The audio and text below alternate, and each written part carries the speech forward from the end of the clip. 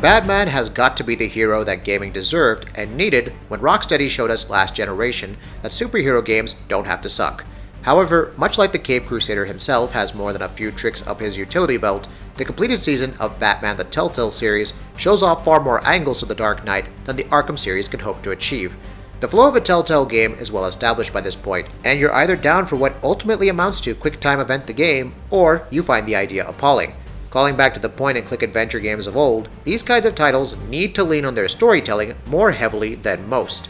Events are largely guided with the player making inputs to keep the action flowing, or making split-second decisions that can guide the story in different ways, and influence how characters react to Bruce or Batman in small or large ways. How you toe the line and present yourself to the various characters you interact with can alter the story in subtle ways, and guide your decisions as you progress. Of course, it's kind of known at this point that the deviations are small and sometimes don't have all the impact they should, because they still have a single story they're trying to tell.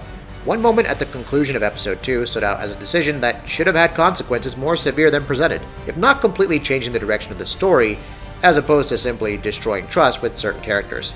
Now, I don't want to give the impression that the story they've got is poorly done. In fact, they were allowed to play with the Batman mythos in a very interesting way, breaking down the very core of the character and what he fights for. They also give plenty of screen time to Bruce Wayne, which is something that hasn't been explored much in video games. Focusing on Bruce more also allows some great interplay between characters who don't usually share screen time in other media, and brings up some interesting choices where you might be forced to make decisions, such as a deal with the devil for the greater good. Batman is very much a character about his duality. There is no dark without light, and the struggles of one having their effect on the actions of the other.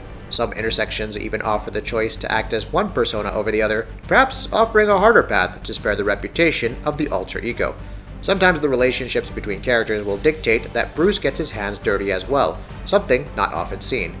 With the focus on the interplay between the two, there comes a natural seg into focusing on the brains of the world's greatest detective.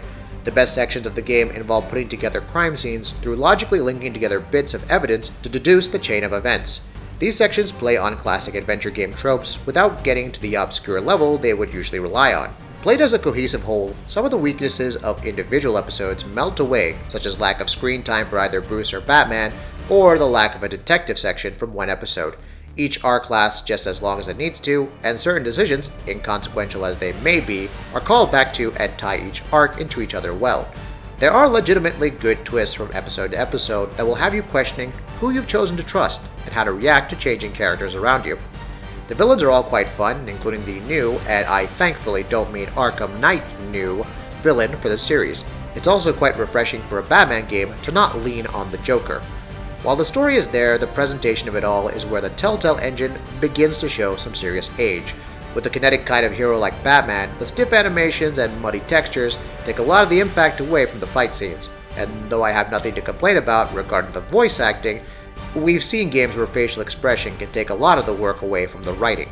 Perhaps it's not fair to ask Telltale to up their production values to the level of Uncharted, but with frequent frame rate stutters and full-out crashes that both figuratively and literally pull you out of the game, the engine clearly isn't pulling its weight anymore. I wouldn't put so fine of a point on it in any other game, but with a catalog that lives and dies on the stories they tell, the fact that those stories are being hamstrung by limitations loses a couple of points. Even with the technical difficulties brought on by the aging engine, Batman the Telltale Series takes a deep dive into the world of Bruce Wayne and his crusade, dissecting them both in a compelling way and telling a great story in the meantime. Taken as a series, the smaller weaknesses of each episode disappear within the larger context, and the minor dissonance of some decisions not carrying the impact they should is quickly forgotten. This isn't a perfect night, but it's still a damn fine one. That'll be it for this video. If you like what we're doing, please go ahead and subscribe, and we'll see you next time.